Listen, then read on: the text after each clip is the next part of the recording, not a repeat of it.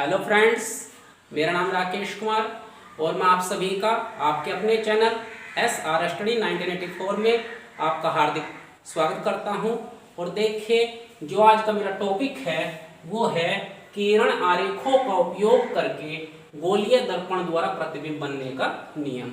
मतलब मैं आपको इसमें बताऊंगा कि किरण आरेखों का उपयोग करके गोलीय दर्पणों द्वारा प्रतिबिंब किस प्रकार बनाए जाते हैं। तो देखिए, इसमें हम अपना पहला नियम देखते हैं कि पहले नियम में क्या दिया हुआ है। देखिए जरा, किसी अवतल दर्पण में, कोई अवतल दर्पण है, ये अवतल दर्पण है, इसमें यदि कोई प्रकाश किरण मुख्य अक्ष के समांतर चलती है, ये हमारी क्या है, ये हमारी मुख्य अक्ष है। क्या है, ये हमारी मुख्य अक्ष है ये। तो यदि कोई वस्तु मुख्य अक्ष पर रखी हुई है, तो इसके ऊपरी सिरे से जो किरण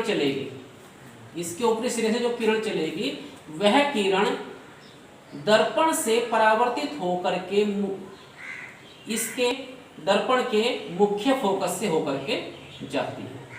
मतलब कहने का यह है कि यदि कोई किरण दर्पण की मुख्य अक्ष के समांतर चलती है,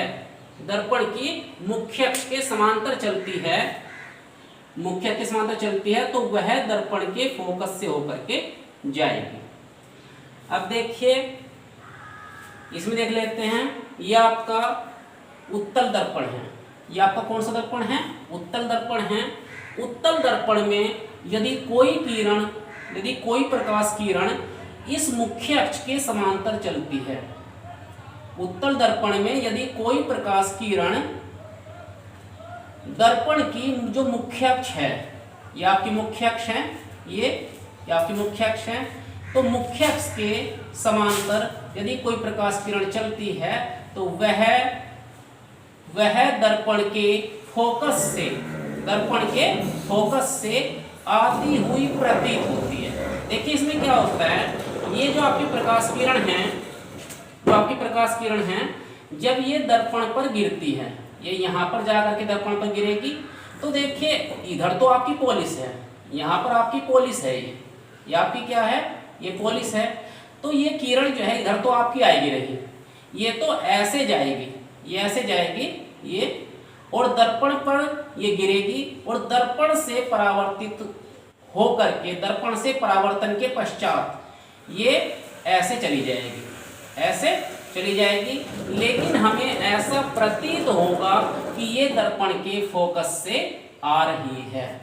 ठीक है, ये दर्पण के फोकस से आ रही है। मतलब ये जो किरण है, ये किरण ऐसे जाएगी और ऐसे जा करके ये यहाँ पर गिर करके इसका परावर्तन होगा और परावर्तन के पश्चात ये किरण ऐसे चली जाएगी, ऐसे गई और ऐसे ऊपर ये मुड़ गई। लेकिन ये जो किरण है, ये किरण जो दर्पण का जो फोकस है, इस बिंदु से आती हुई प्रतीत होती है। अब देखिए, ये आपका दूसरा नियम है, इसको देख लेते हैं जरा। यह आपका कौन सा दर्पण है? यह आपका अवतल दर्पण है। कौन सा दर्पण है? यह आपका अवतल दर्पण है। देखिए, इसमें क्या होता है, बात समझिए। इसमें क्या होता है, यदि कोई किरण दर्पण के फोकस से होकर के दर्पण पर आपतित होती है, यदि कोई किरण दर्पण के फोकस से होकर के दर्पण पर आपतित होती है, मतलब दर्पण पर गिरती है, तो परावर्तन के पश्चात वह दर्पण की जो मुख्य अक्ष है, ये आपकी मुख्य अक्ष है, ये क्या है, ये मुख्य अक्ष है, तो मुख्य अक्ष के समांतर हो जाती है। दोबारा फिर सुन लीजिए इसको जरा। यदि कोई प्रकाश किरण दर्पण का जो फोकस है, ये जो दर्पण का फोकस है, ये यदि कोई किरण दर्पण के फोकस से होकर के दर्पण पर आपतित होती है, दर्पण पर गिरती है, तो इस किरण का परावर्तन होता है और परावर्तन के पश्चात यह किरण दर्पण की मुख्य अक्ष जो है, यह आपकी मुख्य अक्ष है, इस मुख्य अक्ष के समांतर हो जाती है। ये इस तरह से इसके समांतर हो जाएगी। अब देखिए उत्तल दर्पण में क्या है, इसमें ये आपका उत्तल दर्पण है, इसमें क्या होगा,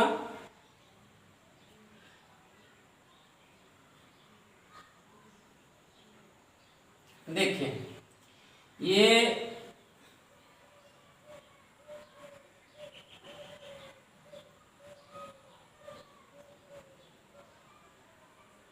देखिए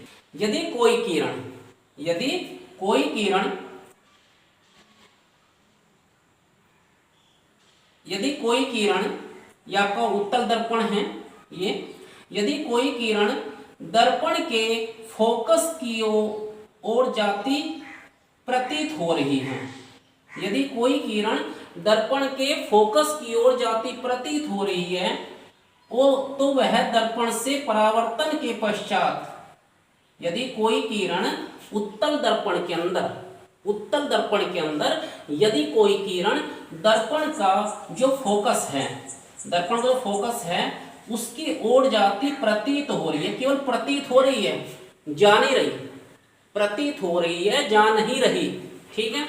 तो यदि कोई किरण दर्पण के मुख्य फोकस की ओर जाती प्रतीत हो रही है और वह दर्पण पर यहां पर आपतित होती है, तो दर्पण से परावर्तन के पश्चात वह मुख्य अक्ष के समांतर हो जाती है।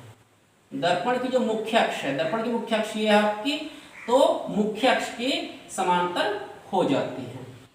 अब देखिए इसके बाद तीसरा नियम है। तीसरा नियम क्या कहता है, यह आपका अवतल दर्पण है। कौन सा दर्पण है ये आपका अवतल दर्पण है। इस अवतल दर्पण में यदि कोई किरण दर्पण के वक्रता केंद्र से होती हुई दर्पण दर्पण पर गिरती है, दर्पण के वक्रता केंद्र से होती हुई ये यदि दर्पण पर गिरती है तो परावर्तन के पश्चात वह उसी रास्ते पर वापिस लौट जाती है, मतलब जिस रास्ते से ये आई थी उसी रास्ते पर ये वापिस लौट जाती है। लेकिन ये होता कब है, जब कोई भी प्रकाश किरण दर्पण के वक्रता केंद्र से होती हुई दर्पण पर आपतित होती है, ठीक है। यदि कोई किरण दर्पण का जो आपका वक्रता केंद्र है, दर्पण के वक्रता केंद्र से होकर के दर्पण पर गिरती है, तो दर्पण से परावर्तन के पश्चात वह उसी रास्ते पर वापस लौट जाती है। अब देखिए उसके बाद यह आपका उत्तल दर्पण है। क्या है ये आपका उत्तल दर्पण है। यदि कोई किरण दर्पण के जो आपका वक्रता केंद्र है, यह आपका दर्पण का वक्रता केंद्र है, इसकी ओर जाती प्रतीत होती है, दर्पण के वक्रता केंद्र की ओर जाती प्रतीत होती है, परंतु वह दर्पण के आर पार नहीं जाती, मतलब उस ओर नहीं जाती है, केवल वो दर्पण के वक्रता केंद्र की ओर जाती प्रतीत हो रही है। ये किरण ऐसे गई, ये किरण ऐसे गई, यहां पर जाकर के ये आपको ऐसा लग रहा है कि ये किरण जाके जो वक्रता केंद्र है इसमें एंट्री करेगी, लेकिन ऐसा होगा नहीं। ये किरण क्या होगा, इस किरण का, ये किरण के लिए यहां तक जाएगी, प्रतीत हो रही है कि ये किरण जो है वक्रता केंद्र में जाकर के एंट्री कर जाएगी। तो यदि कोई किरण ऐसा लगता है आपको कि ये किरण जो है वक्रता केंद्र में जाकर के एंट्री करेगी, लेकिन ये किरण केवल यहां तक जाएगी और परावर्तन के पश्चात यह किरण अपने रास्ते पर वापस लौट जाएगी। तो देखिए आज मैंने आपको गोलीय दर्पणों द्वारा प्रतिबिंब बनने के नियम के बारे में आपको बताया। उम्मीद करता हूं कि मेरे द्वारा समझाई गई बातें आपको काफ़ी अच्छी तरह से समझ में आ गई होगी। तो यदि मेरी वीडियो आपको अच्छी लगी हो तो प्लीज़ वीडियो को लाइक करें, चैनल को सब्सक्राइब करें। धन्यवाद।